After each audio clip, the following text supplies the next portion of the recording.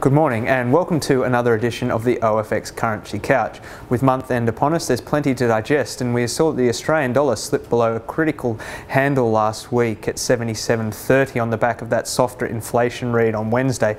And we now look ahead to see whether we'll hold up at these support levels at 76.30 or dive deeper into losses and push into that 75-cent range.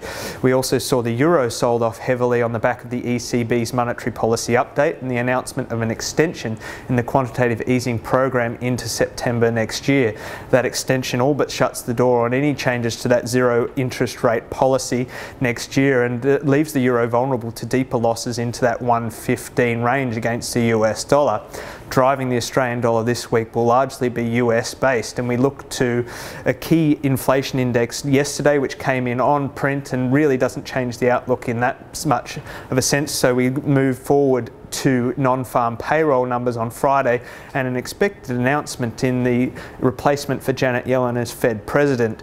The key takeout of Friday's employment numbers out of the US will be wage growth. If we see a turnaround there, that could drive consumer spending and of course shore in that US interest rate hike in December and those 3 hikes next year.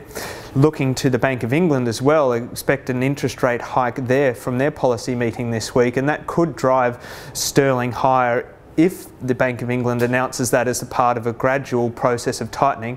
However, if it's a suggestion that this is just simply a reversal of the cut in August 2016, then the pound is opening itself up to losses as we see Brexit come sharply into focus again. As we said, we're watching 76.30 as a key juncture for support for the Australian dollar, and a move below that opens up losses into that 75-cent range moving forward. For more information, please contact our corporate and private dealing teams.